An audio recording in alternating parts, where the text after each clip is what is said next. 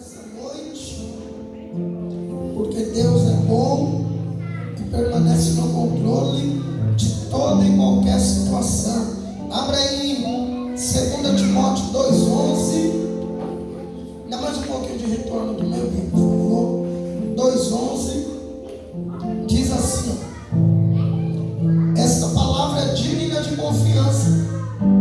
Se morremos com Ele também viveremos.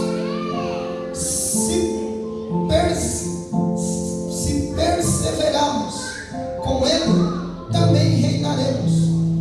Se o negamos, Ele também nos negará. Se somos infiéis, Ele permanece fiel, pois não pode negar-se a si mesmo. Podemos assentar. Amém.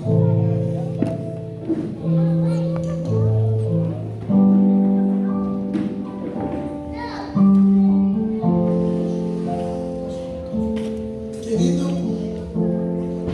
a Bíblia vai dizer que quando temos expectativas em conquistar algo com Deus, dependemos da aprovação de Deus. Haja vista que a palavra do Senhor declara que o homem até pode fazer planos, mas a resposta certa vem dos lábios do Senhor. Então temos que compreender que nem sempre o desejo do meu e do teu coração será o desejo de Deus para nós. E muitas das pessoas vivem momentos de frustração, pois esperam algo que não recebem e acabam achando que Deus mentiu ou que Deus é incapaz de fazer algo para ela. E observe que quando conseguimos entender o propósito do Senhor, nós já não mais queremos que Ele realize os nossos desejos, mas nós queremos ser úteis para realizar os desejos de Deus na terra. Pois eu tenho aprendido que o que move os céus não são os questionamentos terrenos. O que move os céus são as respostas que nós daremos em direção aos céus.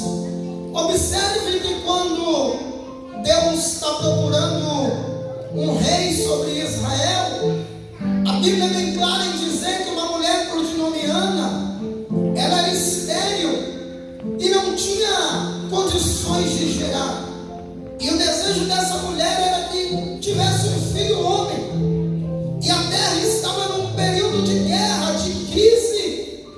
E Deus precisava de um rei para governar, de um sacerdote para trazer o povo de volta para o altar e de um profeta para apontar o caminho. E quando essa mulher vai até o templo, a história diz que por cerca de 24 anos, Ana foi até Siló, aonde estava a tenda e a arca da aliança. E ela não obteve nenhuma resposta positiva, porque o clamor dela até então era que ela tivesse um filho para satisfazer a necessidade dela. Haja vista que era motivo de vergonha e símbolo de maldição. Uma mulher que não gerasse, uma mulher estéril, era tida como uma mulher maldita. E agora o anseio dela era que a sua vergonha fosse coberta. E ela clama durante 24 anos e não tem resposta. Mas um dia ela vai ao templo e ela diz: Senhor, se o Senhor me der um filho varão, um filho homem, eu entregarei no teu altar.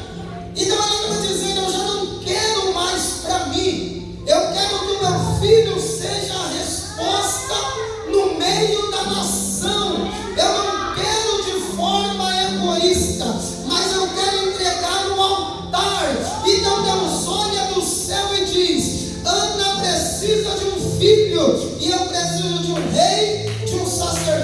sacerdote e de um profeta. Quando ela sai do templo, o sacerdote Eli vai liberar a palavra que confirma a bênção sobre ela, porque quando levamos até o altar, a palavra do altar assina a nossa bênção, e Eli vai dizer: seja feito como você pediste a Deus. E no outro ano, Ana está com um filho nos seus braços. Então não foi a necessidade dela. Nós não podemos querer gerar para suprir necessidade pessoal. Nós temos que gerar para colocar à disposição do reino de Deus. Talvez você tenha hoje muitos sonhos e desejos. Isso é normal. Quando nos convertemos ao Senhor, temos anseios, temos desejos em nossa alma. Mas uma coisa é quando somos totalmente convertidos a Deus, quando o nosso coração se converte. Antes de sonharmos para nós, sonhamos em direção ao propósito de Deus. O apóstolo Paulo está escrevendo essa carta a Timóteo, e ele vai trazer um paralelo muito interessante para nós, porque talvez quando todos nós já ouvimos convites para ir à igreja, ou já convidamos pessoa, e nós usamos alguns artifícios ou apelo: fulano, vai na igreja que Deus vai mudar seu casamento, vai na igreja que Deus vai te dar um emprego, vai na igreja que Deus vai resolver teus problemas. E aí as pessoas vêm, mas às vezes vêm pela motivação errada, querendo que Deus se ajuste a ela, e ela não quer se ajustar à vontade de Deus. Deus disse a Jeremias: desce à casa do oleiro e eu mostrarei como eu faço a minha obra. Ou seja, é Deus quem nos molda, não é nós que iremos moldar a Deus. Então, quando entendemos isso, nós vamos parar de buscar que o Senhor realize desejos nossos, pois Deus não é o gênio da lâmpada que você esfrega, ele aparece e te concede 3 pedidos. Não, porque depois que o gênio realiza o pedido, a lâmpada é jogada fora, porque só tem 3 pedidos, não serve para mais nada. Se você buscar a Deus só para realizar pedido, quando você estiver satisfeito, você coloca ele de lado. Então primeiro você tem que vir, não é para ganhar, é para perder. Nossa, pastor, eu tenho que vir para perder. Nicodemos vai encontrar com Jesus, e Jesus disse: é necessário nascer de novo. Aí Nicodemos dava de João sem braço, que ele era mestre da lei, ele não era bobo, ele não era ingênuo. E ele vai dizer: mas como pode um homem sendo velho nascer de novo? Ele estava colocando assim: é impossível que eu mude, eu nasci assim. Talvez você conheça alguém que está na igreja há anos e não muda. E qual é o argumento dele? Eu nasci assim, eu vou morrer assim. Então cuidado, porque se permanecer assim, morre e acorda no inferno. Aí Jesus vai dizer para Nicodemos: é necessário nascer da água e do Espírito.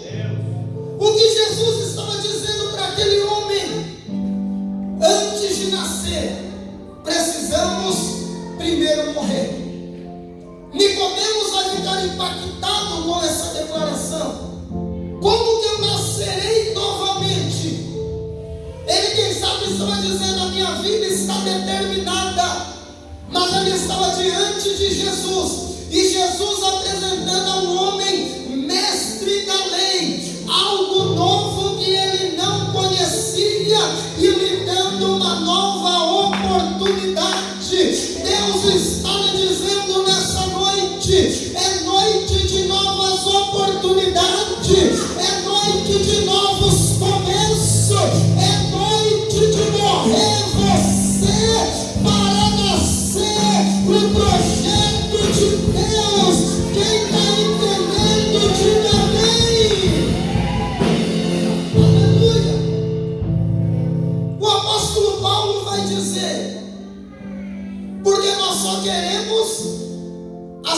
bênção. Observe que alguns dizem assim: dá licença, meu, por culpa de Adão, olha o preço que a gente paga. Só que a Bíblia vai dizer que por um só homem entrou o pecado no mundo, e com ele a morte. Mas também por um só homem entrou a salvação e a oportunidade de vencer a morte. O mesmo apóstolo Paulo vai escrever aos Coríntios: onde está a morte, o teu aguilhão? Tragada foi a morte pela vida. Sabe o que Deus está lhe dizendo?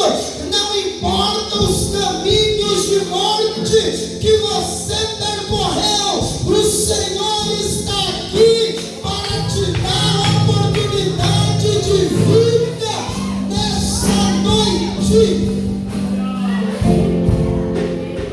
Mas para triunfarmos com Ele, porque nós queremos assim: quem foi para a cruz foi Jesus, então Ele pagou tudo, sim ou não? Aí a gente só quer os frutos do Calvário, a gente só quer as bênçãos. É tipo, vou trazer uma parábola, baixar o nível para você entender.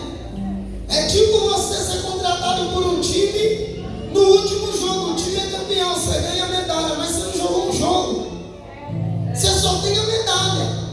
Fui campeão, mas você não jogou um jogo, já estava ganho. Você vai ter, mas vai falar: eu não trabalhei para isso. O apóstolo Paulo está dizendo assim: não há como você reinar com Ele se não padecer com Ele. Não, você não entendeu. O apóstolo Paulo está dizendo: não adianta nós querermos a recompensa do sacrifício se nós também não nos sacrificarmos. Mas pastor, a salvação não é pela graça.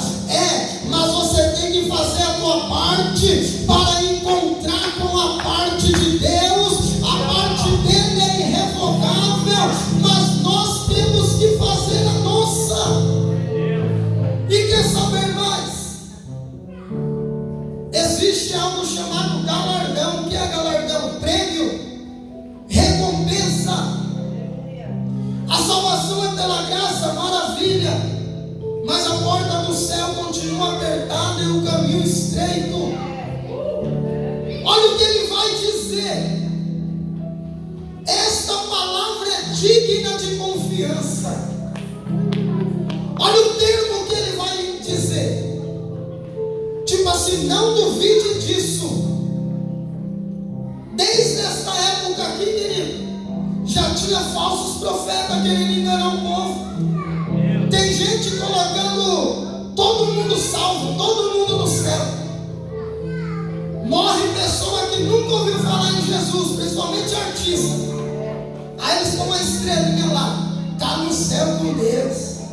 Deus coloca em um bom lugar. Deus não vai colocar ninguém em bom nem em mau lugar, só vai entregar aquilo que ele buscou quando estava em vida. A gente tem mania de querer colocar no céu quem nunca conheceu o dono do céu. Pastor, mas como eu vou julgar quem foi salvo ou não? Isso não cabe a nós, mas tem uns que se ele nunca ouviu falar, como que pode ter possibilidade desse cara estar no céu? E aí muitos cristãos têm vivido uma vida dissoluta, achando que Deus vai olhar o nosso cadáver lá e vai dizer: tadinho, foi tão bonzinho, era tão gente boa, mentia, mas só de vez em quando, roubava, mas de vez em quando, traía a mulher uma vez por ano. Ele era gente boa demais, vou pôr no céu. Ou vai na teologia católica do purgatório, que você vai ter chance após a morte. Eu não sei quem te enganou, mas eu estou aqui para te trazer a palavra da verdade e dizer: digna de confiança é essa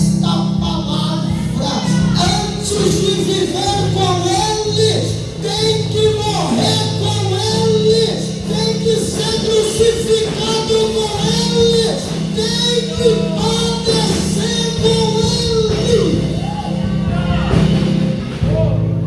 Pastor, eu gosto de vir para a igreja. Glória a Deus, continua vindo, um dia você entende. Mas não vai ser na malemança, meu querido. Não vai ser no clube do Bolinha e da Duduzinha, não. Chegar lá no céu e falar, eu ia na igreja, eu gostava da palavra, eu ia lá na igreja e adorava ao Senhor. Eu quero saber se você está crucificado com Ele. Eu quero saber se você já morreu com Ele. Porque se você não entendeu o que é isso, sabe o que o apóstolo Paulo está dizendo? O que Jesus sentiu era para mim e para você. Se você não sentir dor para servir Jesus, eu arrisco em dizer que dificilmente você vai ser salvo. Se você nunca passou nada para servi-lo, porque os crentes de hoje em dia estão assim. Ele aguenta humilhação no trabalho, ele aguenta humilhação na família, ele aguenta humilhação dos vizinhos, ele aguenta humilhação em tudo que é lugar. O primeiro problema que ele arruma na igreja, ele diz, não vou mais para a igreja. Igreja não é para mim porque me humilharam, porque me ofenderam. Agora eu só cultuo em casa, eu só oro em casa. Se você não faz parte de um corpo aqui na terra, não é no céu que você vai fazer parte, querido. Se você não tem prazer de aguentar nossa cara enjoada 2, 3 vezes na semana, vai fazer o que no céu? Só vai ter nós para ver. Não vai ter momento de lazer. Aí enjoei, vou assistir TV com esses crentes acharam. Eita, papai. Não vai ter. Os crentes chatos. Hoje eu vou entrar no WhatsApp. Não vai ter no céu. Esquece. Glória. Se você não tolerar a cara desse irmão que está do seu lado, querido, se você não fizer força para amá-lo, não é amar espontâneo. Espontâneo você ama seus filhos, seu cônjuge, mas Jesus disse que recompensa eu tenho de amar a quem me ama, antes amar o que me aborrece. É na força mesmo, é olhar para Ele e falar, eu vou te engolir, porque meu alvo é o céu e eu decido te amar. É decidir amar. Pastor, eu não vou com a cara de fulano. Tem dia que eu não vou nem com a minha, querido. Tem dia que você não se aguenta nem se olhar no espelho. Tem dia que você não aguenta nem a si próprio. E porque alguém te chateou, porque alguém te caluniou, porque ser crente vai ser zombado e escarnecido, você não quer ser mais. Ele vai continuar dizendo, se nós perseverarmos. O que é a qualidade de perseverar? Aquele que não desiste mesmo com dificuldade.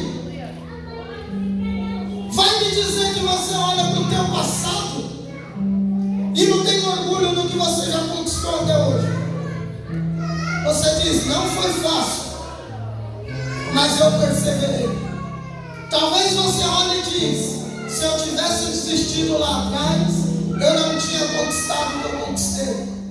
Você conquistou na base da perseverança. O que é isso? Não desistir em meio às dificuldades.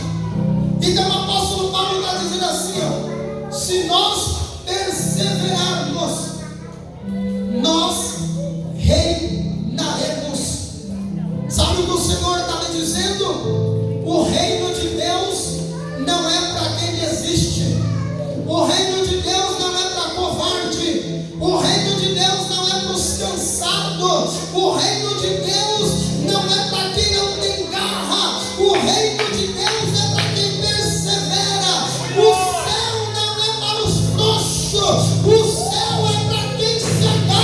diz: passe o que passar eu não largo, venha o que vier eu não largo, porque eu tenho um alvo e não desistirei. Perseverança. Por que nós somos tão perseverantes quando às vezes o objetivo é material? Você demora 10 anos para construir uma casa e não desiste, porque é seu sonho, sua casinha, seu pedaço no chão. Entra ano e sai anos e fala: esse ano eu termino. Mas você não desiste, porque é seu objetivo. Então, se nós queremos o céu, temos que perseverar. Quem está entendendo diz amém. Amém. Nem todos vão permanecer, alguns vão negar. E sabe o que eu entendo com isso? O Senhor não força ninguém a aceitá-lo. Se não quiser, somos livres. Ele é rei, ele não é tirano. Tirano é quem exerce adoração através de domínio e força. Rei não. Rei é aquele que governa debaixo daqueles seus súditos que o aceitam em amor. Olha o que ele vai dizer: se o negarmos, ele também nos negará. Simples. É fato. Lá em Mateus vai nos dizer, Mateus 10, 30 em diante, que se nós declararmos ele na terra, ele nos declarará diante dos anjos do céu. Sabe o que é isso? É você chegando no grande dia da ressurreição e os anjos saber quem é você, porque você já foi declarado. É você chegar naquele grande dia e eu imagino, conjecturando, sem ferir o texto, os anjos dizendo: eita, irmão Antônio entra, irmã Maria entra, irmão José entra, e você dizendo: como você me conhece? Jesus já te anunciou, Jesus disse que você vinha, você está autorizado. Mas se o negarmos, ele nos negará. Porque ele é mau, porque ele é vingativo? Não. A resposta está logo embaixo. Olha que lindo. Se o negarmos, ele nega. Beleza. Porque não vai entrar no céu quem não correspondeu ao amor. É simples. Tem como alguém ser casado sozinho? Não. Então, se você negou, você vai ser negado. Seu nome não está no livro da vida. Agora, se nós fomos infiéis, aqui que a coisa fica estreita. Se você e eu for infiel, ele vai ser infiel, pastor? Não. Ele permanece fiel. O que isso nos diz? A nossa infidelidade não altera o caráter de Deus. Como assim não altera, pastor? Ele permanece fiel ao propósito. Ou seja, ele é tão fiel ao propósito que ele não altera para tolerar o nosso pecado. Meu Deus! Porque nós, seres humanos, o que nós chamamos de amor, na verdade não é amor. O amor ágape, que é o de Jesus, o de Deus por nós não chegamos nesse nível. Porque o amor ágape, antes de amar, ele também é justo. O amor nosso não, ele é diferente. Você fala para o teu filho: você não vai, porque você desobedeceu. Mas aí na hora de você ir, ele está com aquela cara de cachorro abandonado. Aí você dá um argumento, justifica e leva. Dessa vez eu vou levar, mas é só essa. Ai, que meu coração ficou partido. Então não dissesse que não ia levar. Porque se você se dobrou uma, ele vai te chantagear toda vez para você se dobrar.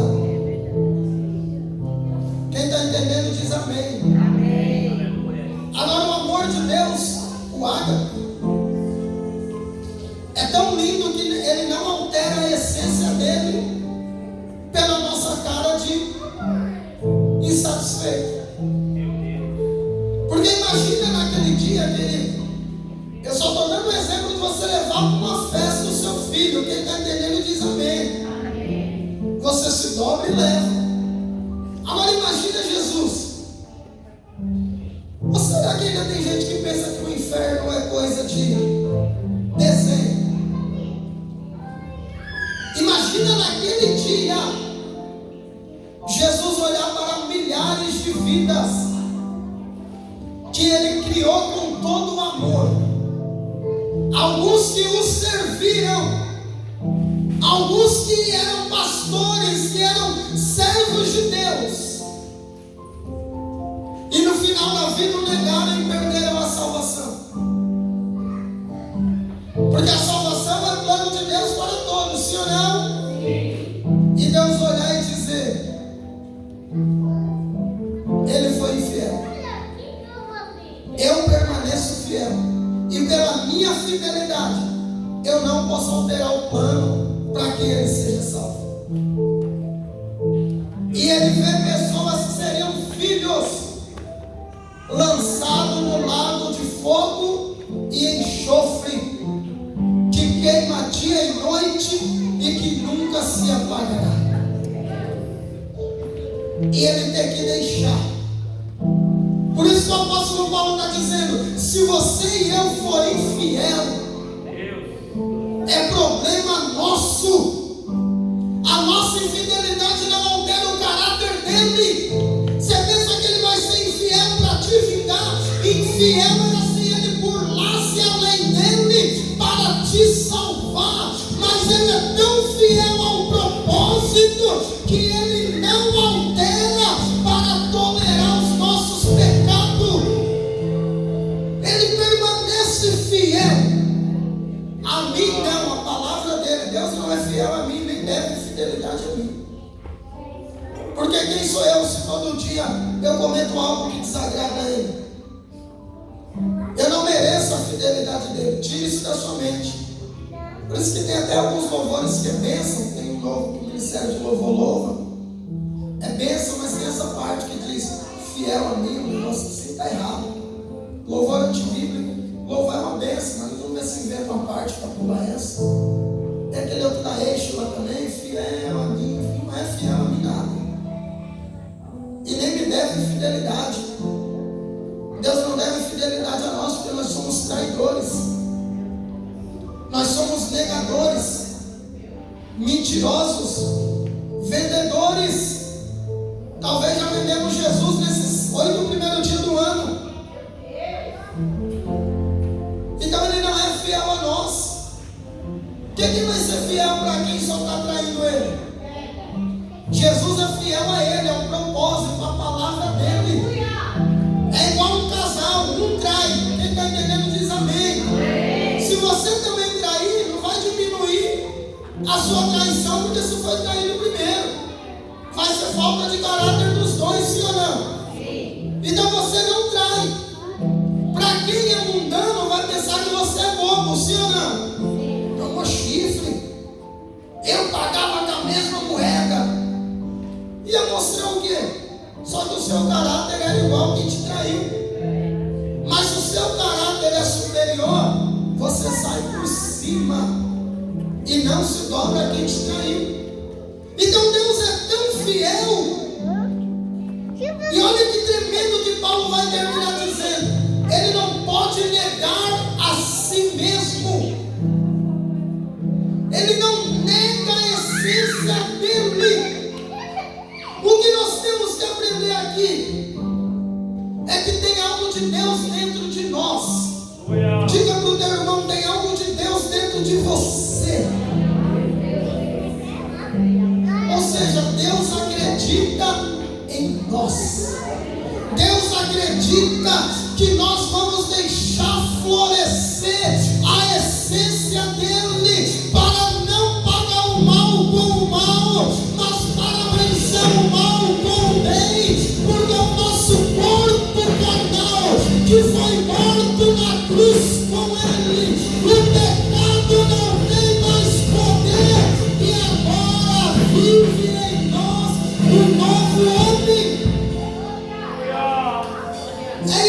vive em nós. Para nascer o novo, primeiro tem que morrer o velho. Diga comigo, para nascer o de Deus, tem que morrer o meu. Tem que morrer seus sonhos.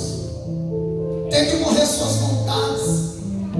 Tem que morrer suas paixões. O apóstolo Paulo disse: eu não tenho do que me gloriar. Põe por favor na tela para mim, por favor. Romanos, põe Colossenses 2,12. Eu estou finalizando. Mas se somos infiéis, Ele permanece fiel.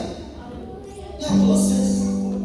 Isso aconteceu quando fostes sepultados com Ele no batismo, e com Ele fostes feitos ressuscitados, mediante a fé no poder de Deus, que o ressuscitou dentre os mortos. O que isso nos declara? Que quando somos batizados, ali morre o velho homem. E quando você levanta, você nasce ressuscitado com Deus. Se você levanta no batismo e não mudou nada, querido, você só fez seu pastor ir na represa se molhar. Se você levanta dali e não crucifica nada, você só foi tomar banho de represa. Porque quando você desce, tem que sepultar o seu velho homem. O que você fazia, você tem que subir e não fazer mais.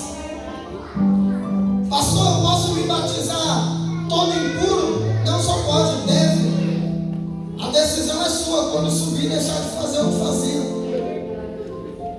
Mas eu não consigo. É porque o velho homem está vivo. É porque a carne ainda te domina. Quem está entendendo diz amém. Eu finalizo com mais um texto.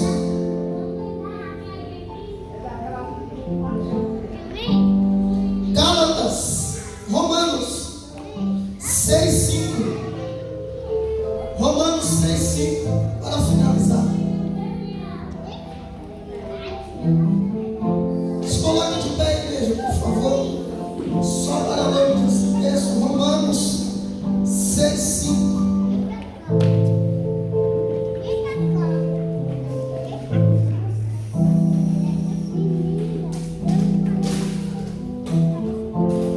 Se desse modo fomos unidos a Ele na semelhança da sua morte, com toda certeza seremos também na semelhança da sua ressurreição. O que isso nos declara? Que se você aceitar ser crucificado com Ele, você também irá ressuscitar com Ele. O corpo de Jesus glorificado. Tanto que as mulheres que chegaram no sepulcro não conheceram. As mulheres chegaram e atônitas, o anjo acharam que era o jardineiro. E quando Jesus se apresenta no meio dos 11, eles não estão tão atônitos. Lembra dos discípulos de Emaús conversando com Jesus e não reconheceram? E ali eles vão dizer: é bem verdade que no caminho o nosso coração queimava quando Ele falava da palavra. Ali estava um corpo transfigurado. Aleluia. Jesus está me dizendo que se você passa pela humilhação da morte, vai passar pela glória da ressurreição. Em outras palavras, é melhor ser humilhado com Cristo para depois ser glorificado com Ele. Temos que nos sujeitar. Só que às vezes olhamos para a cruz e não foi nós que carregamos. Então ignoramos.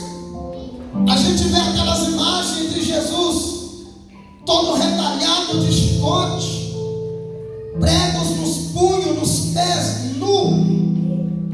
Jesus não estava com aquela tira na cintura, estava nu. aquela humilhação, a coroa de espinhos. A gente chora até vendo filme, mas não produz mudança em nós, então não adianta chorar. Porque quando dói em nós, quem é que vai pôr o dedo no fogo 2 vezes? Queimou, você não põe mais. Se você levar a sério o sacrifício de Jesus, o pecado que você entrou aqui cometendo é o último dia dessa noite. Porque você vai entender que se você deixar isso na cruz, a glória dele vai vir sobre a tua vida. Pastor, isso me acompanha, eu não consigo. É todo dia levar para a cruz, filho. É melhor levar o pecado para a cruz do que esse pecado te levar para o inferno. É melhor todo dia você orar a Deus e falar como o apóstolo Paulo: tira esse espinho da minha carne. Tira aquilo que me faz pecar, aquilo que me dá medo. E o apóstolo Paulo ainda disse que o Senhor não tirou para ele não se vangloriar. Talvez fosse as lembranças de que ele era um perseguidor, para que ele nunca mais se desviasse do caminho do Senhor. Hoje é noite de ceia, é noite de você comer o corpo, beber o sangue.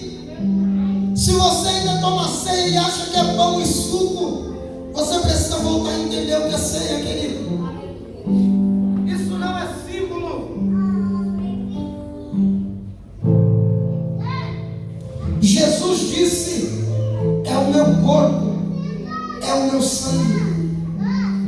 Quando você morre com Cristo, tudo que você fazia, você deixa de fazer, e agora é Ele quem te guia. Hoje, 7º dia de culto das primícias. A Bíblia vai dizer aos Coríntios, põe por favor, Bia, eu finalizo com essa leitura. 1 Coríntios 15, para você entender. 15, 20. 1 Coríntios 15, 20. No entanto, em realidade Cristo ressuscitou dentre os mortos, sendo Ele a primícia dos frutos dentre aqueles que dormiram. Jesus é a primícia dos mortos, o primeiro. Por que Ele é o primeiro? Porque Ele venceu a morte. Sabe o que isso nos declara? Que se Jesus venceu a morte, depois dele a morte não tem poder sobre ninguém. Ah, você não entendeu? Porque Jesus é o primeiro dos mortos. O apóstolo Paulo quer dizer assim, ó, ele foi o primeiro e também o último. A morte não tem mais poder sobre você. O pecado não tem poder. Se ele é o primeiro e venceu a morte, quer dizer que a morte não pode nos vencer.